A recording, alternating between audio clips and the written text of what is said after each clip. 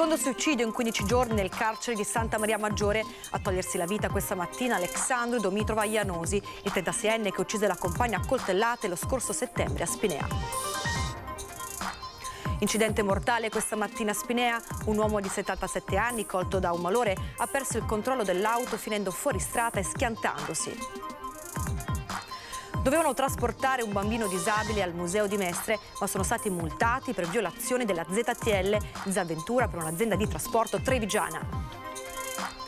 Riscontrate le istanze dei familiari, la procura ha disposto una consulenza tecnica cinematica sull'incidente di Mirano in cui ha perso la vita Andrea Marigo. 24 dipinti dispersi a causa di una bancarotta e di una conseguente ricettazione fallimentare sono stati sequestrati dai carabinieri per la tutela del patrimonio culturale di Venezia. Al via gli esami di maturità per oltre 6.000 studenti veneziani tra sogni e aspirazioni per il futuro tra Moravia e La Fallaci. Con l'avvicinarsi della stagione balneare cresce l'ottimismo fra gli esercenti del litorale isolano. Superati gli ostacoli sulla mancanza di personale, si punta a una stagione da tutto esaurito.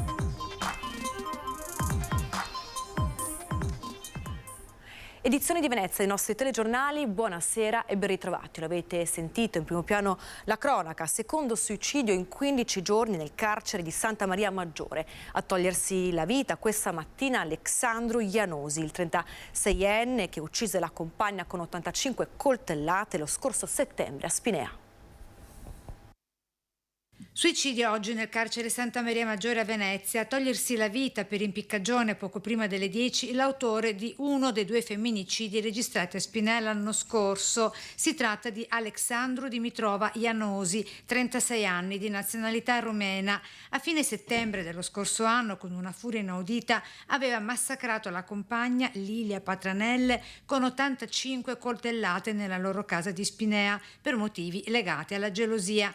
Stamattina i sanitari, arrivati subito in carcere con l'idroambulanza, hanno tentato in tutti i modi di rianimare l'uomo, ma non c'è stato nulla da fare. I sanitari non hanno potuto far altro che constatarne la morte, dichiarata ufficialmente alle 9:50. Sempre l'anno scorso, a pochi giorni dal delitto, il femminicida era stato trovato in cella con un manico di scopa nell'occhio, finendo in rianimazione in prognosi riservata. Ufficialmente si era trattato di un atto di autolesionismo, in realtà in seconda istanza era spuntata l'ombra del codice d'onore tra galeotti. Quello di oggi è il secondo suicidio in carcere a Venezia in appena 15 giorni. 2 settimane fa, a togliersi la vita, sempre impiccandosi, Bessem Degaci, tunisino di 38 anni, finito in cella per spaccio dopo il maxi blitz dei carabinieri in via Piave del giorno prima. La cronaca ci porta ora a Spinea, un incidente mortale questa mattina. Un uomo di 77 anni colto da un malore ha perso il controllo dell'auto finendo fuori strada. Un 77enne, Pietro Nervo, si sarebbe sentito male alla guida della sua auto perdendo il controllo e schiantandosi contro il guardrail. È successo in tarda mattinata a Spinea, all'altezza della rotonda di via 11 settembre, in zona ex Macello, poco dopo aver imboccato via Cattaneo. I soccorsi giunti sul posto non hanno potuto fare altro che constatare il decesso del 77enne. In auto con lui c'era anche un alano che si è salvato ed è stato preso in consegna dagli uomini della polizia locale intervenuti sul posto per i rilievi e che hanno faticato ad aprire l'abitacolo perché il cane era molto agitato. Una volta tranquillizzato l'hanno consegnato al servizio veterinario. Sul posto anche i vigili del fuoco allertati per l'emergenza e il SUEM. Le indagini ricostruiranno se il malore abbia causato la morte prima dell'uscita di strada, ma secondo una prima ricostruzione le condizioni di salute del 77enne sarebbero precipitate improvvisamente, provocando il decesso prima dell'impatto contro il guardrail. E ora vi raccontiamo un fatto che sta facendo discutere. Dovevano trasportare un bambino disabile al museo di Mestre, ma sono stati multati per violazione della ZTL. Sentite. Se ci fossimo accorti anche prima di entrare che avremmo subito questa sanzione, l'avremmo fatto comunque, perché la nostra coscienza ci avrebbe impedito di scaricare un bambino con una disabilità del genere a 300-400 metri di distanza dall'ingresso del museo, tenuto conto anche delle condizioni atmosferiche molto molto brutte. Rivendica la scelta del suo autista Adriano Battistuzzi, storico imprenditore nel trasporto passeggeri nella Marca, anche se dalle sue parole traspare una profonda amarezza. 2 le multe che gli sono state recapitate in azienda da parte del Comune di Venezia per la violazione della ZTL. I fatti risalgono al 10 maggio scorso, quando l'impresa di Battistuzzi viene affidato l'incarico di trasportare una scolaresca di San Vendemiano in gita, destinazione il Museo di Mestre. Oltre ai ragazzi che frequentano questa scuola c'è anche un ragazzo che comunque frequenta la stessa scuola che ha una disabilità dovuta a una malattia invalidante, non vi dico il nome per ovvi motivi, e quindi aveva bisogno di un trasporto particolare. La disabilità del ragazzo è pesante e Battistuzzi mette a disposizione un pulmino con pedana e relativi contrassegni. Arrivati in prossimità del museo diluviava e l'autista, accortosi anche che comunque era una zona a traffico limitato, ha ritenuto di proseguire e portare questo ragazzino fino all'ingresso del museo, lo ha fatto scendere, poi se n'è andato, all'orario stabilito è tornato a riprenderlo, lo ha caricato e siamo rientrati. Il varco elettronico è quello di via Brentavecchia e non conosce pietà. Mai ci saremmo aspettati che ci fossero arrivate delle sanzioni, una per entrare e una per uscire. Di quanto? 65 euro l'una circa, compreso le spese di notifica, se si pagano entro i 5 giorni. Noi le abbiamo già pagate entrambe perché il ricorso costerebbe molto di più. Battistuzzi racconta di aver tentato di mettersi in contatto con la polizia locale, ma inutilmente. Più di musichette che durano in attesa quarti d'ora e poi ho tentato di parlare con qualcuno che ti rimanda all'altro. A me dispiace molto di questo perché pensavo che le amministrazioni fossero un po' più attente quando si tratta di disabili, specialmente di bambini. Mi rassegno al fatto che l'abbiamo presa, l'abbiamo pagata. Aggiungo anche che il Comune di San Vendemiano attraverso il sindaco si erano offerti di pagarla loro, ma abbiamo preferito farlo noi. E ora torniamo sull'incidente di Mirano in cui ha perso la vita Andrea Marigo. Ci sono novità. Dopo la denuncia a querela dei familiari di Andrea Marigo che si sono affidati ai legali di Studio 3A, la Procura di Venezia ha deciso di far luce sull'incidente costato la vita all'11enne nell'ambito del procedimento penale per omicidio stradale in capo all'automobilista che l'ha travolto, un 32enne di Scaltenigo di Mirano. Il sostituto procuratore, che aveva già disposto il dissequestro dei mezzi, ha bloccato il provvedimento, confermando quindi il sequestro cui avevano già proceduto gli agenti della polizia locale, ma soprattutto ordinato un accertamento tecnico per ricostruire la dinamica, le cause, le responsabilità dell'incidente avvenuto lo scorso 10 giugno, all'incrocio tra via Donorione e via Asana, quando Andrea, in sella alla sua bicicletta, è stato investito e ucciso. E la compagna di Angelo Pangrazzo, il giornalista del TGR Veneto, morto a 65 anni dopo essere stato operato al cuore il 22 dicembre scorso a Padova, ha presentato un esposto alla Procura perché vengano accertate anomalie nelle cause del decesso. In particolare l'esposto avanza dubbi sulla presenza di batteri nella struttura ospedaliera. La morte del giornalista, secondo il consulente della famiglia, sarebbe stata causata da uno shot settico per un batterio presente in sala operatoria. E ora qualche istante di pubblicità, ma noi torniamo tra poco.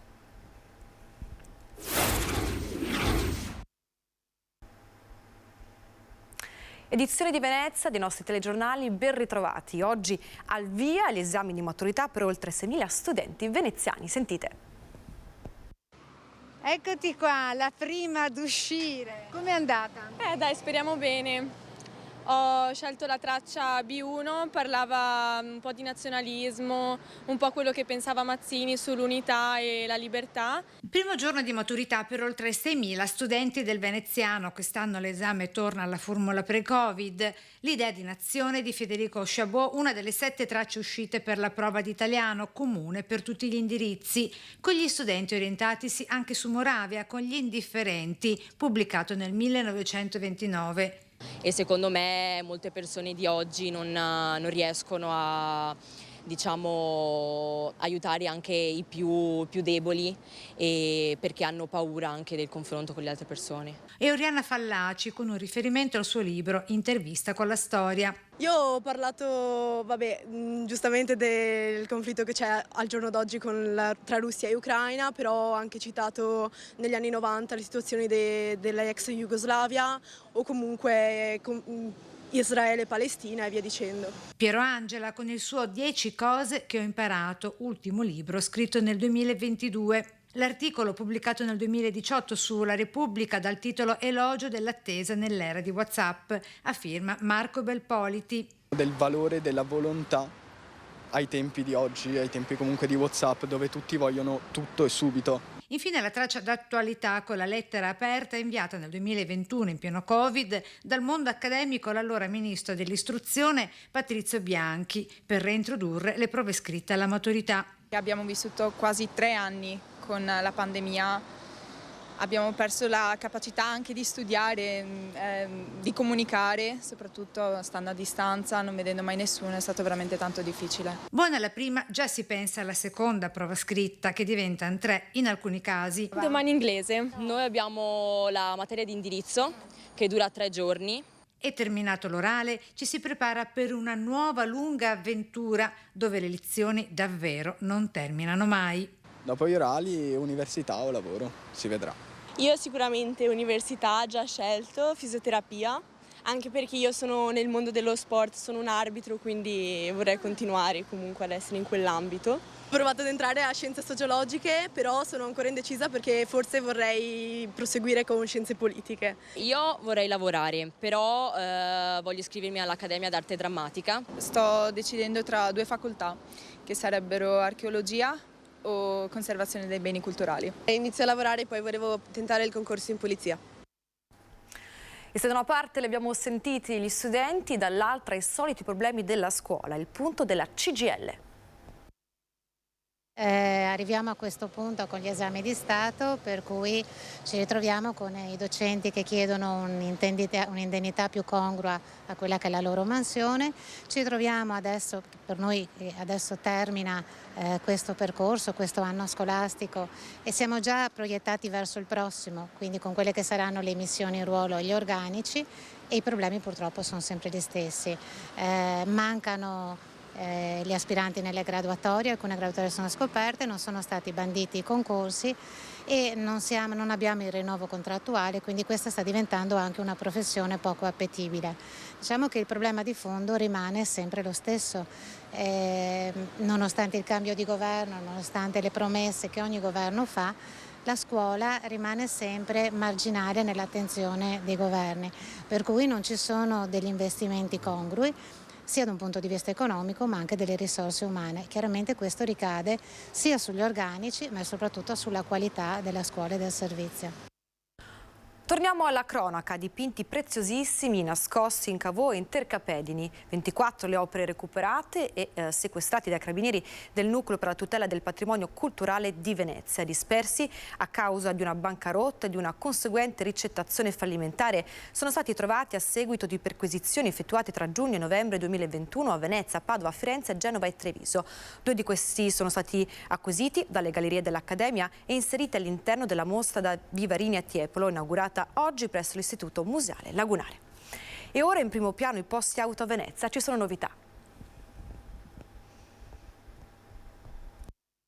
Dopo la comunicazione dell'autorità portuale di un aumento del 30% del canone annuale sui posti auto a Venezia da Sant'Andrea a Santa Marta, nell'ambito del processo di riqualificazione dei waterfront delle aree portuali di Venezia e Chioggia, i possessori dei posti si sono riuniti. Nel giro di poco tempo si è riunito un gruppo di circa 350-400 persone in maniera spontanea e repentina, sostanzialmente per dire no a questo aumento. Siamo stati quindi accolti dall'autorità portuale nella persona del presidente Di Blasio, ci siamo confrontati in maniera, devo dire, civile e serena e non si è dato corso a nessun tipo di aumento. A distanza di qualche mese, però, i cittadini hanno deciso di dare vita a un comitato attivo che possa collaborare ed essere un punto di riferimento e confronto con gli enti coinvolti. Ad oggi, specifichiamo, ad oggi non c'è nessun tipo di comunicazione da parte di autorità portuale o di altro ente che ci venga a dire che ci sarà un aumento, ma proprio perché non vogliamo trovarci a ridosso della scadenza come è successo l'altro anno, abbiamo deciso con un congruo anticipo di poter organizzarci per poter essere dei referenti dell'autorità portuale e di poter eventualmente parlare anche con il comune, perché il problema non è solo del parcheggio e della gestione da parte dell'autorità portuale, ma come abbiamo avuto modo di dire, è anche un problema politico da parte del comune che deve impegnarsi a tutelare i residenti di questa città. Parliamo ovviamente della ricaduta su migliaia di persone che trovano in questo utilizzo di accessi, che probabilmente sarà limitato, aree e park, il momento congeniale per coniugare tutti gli interessi di lavoro con la famiglia, non solo, ma anche di assistenza anziani e disabili. Quindi a un certo punto dobbiamo avere a che fare con la possibilità di poter essere ascoltati. Noi non siamo assolutamente il partito del no, ben venga la collaborazione se ci viene richiesta, ma quantomeno un'interlocuzione. In primo piano ora il turismo di quest'estate. Il litorale iesolano punta al tutto esaurito. Turismo a gonfie vele nel litorale iesolano, almeno secondo un pronostico del presidente di Confcommercio Angelo Faloppa. Le presenze per l'anno in corso potranno superare il periodo pre-pandemia del 2019. Diciamo che le previsioni e tutti i benchmark ci danno la tendenza in salita e probabilmente, se tutto va bene, supereremo la soglia del 2019, che è stato un anno famoso da incorniciare. Probabilmente il 23 supererà il 19. Aspettative molto alte che rincuorano albergatori ed esercenti che solo a gennaio e febbraio erano molto preoccupati per la mancanza di personale. Ora la situazione è completamente superata. Effettivamente era difficile trovare forza lavoro.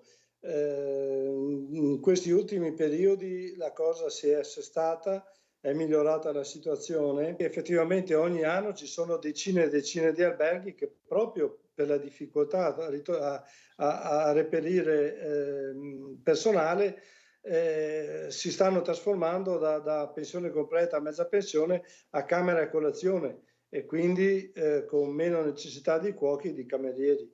E questi hanno trovato lavoro soprattutto nel mondo della ristorazione e del terziario, riuscendo quindi a sopperire un po' quella che era la difficoltà iniziale. L'associazione commercianti di Jesolo punta molto sull'aiuto di nuove forze lavoro, risorse indispensabili per lo svolgimento di molte mansioni. Ragazzi comunitari ed extracomunitari che magari l'hanno già fatto in passato, che già sono venuti gli anni scorsi da noi e con tanta buona volontà e con voglia di fare stanno imparando questo mestiere che pur essendo limitato nel tempo, perché sono i 5-6 mesi di stagione, però può essere gratificante anche per lo stipendio che effettivamente si prende.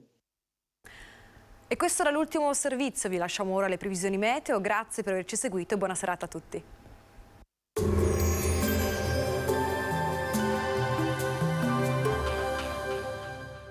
Cooperativa Agricola Volpago offre carne d'eccellenza. Ci trovi a Volpago del Montello, Pieve del Grappa, Tre Baseleghe e presso lo spaccio del contadino a Dolo e Massanzago. Bentrovati al meteo. L'anticiclone africano investe l'Italia con la sua massa d'aria rovente. L'intensa ma breve ondata di caldo africano raggiunge il suo apice giovedì 22 giugno. A seguire è previsto un lieve indebolimento. Vediamo insieme il dettaglio. Sul Veneto tanto sole ovunque, cielo in prevalenza sereno o poco nuvoloso, salvo qualche addensamento sulle zone montane, in genere senza fenomeni associati.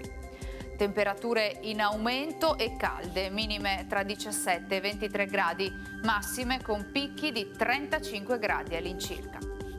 Ci spostiamo ora sul Friuli Venezia Giulia. Anche in questo caso sarà soleggiato ovunque, il cielo si presenterà limpido o velato, con caldo afoso, specie in pianura. Temperature minime infatti tra 19 e 21 gradi, massime sui 31-33 gradi. Infine diamo uno sguardo alla situazione del Trentino Alto Adige, dove sarà bel tempo, maggiore instabilità al pomeriggio e soprattutto in serata con isolati temporali. Temperature minime intorno ai 15-16 gradi, massime sui 34-36 gradi. Dal meteo di Antenna 3 per ora è tutto, grazie per l'attenzione, arrivederci.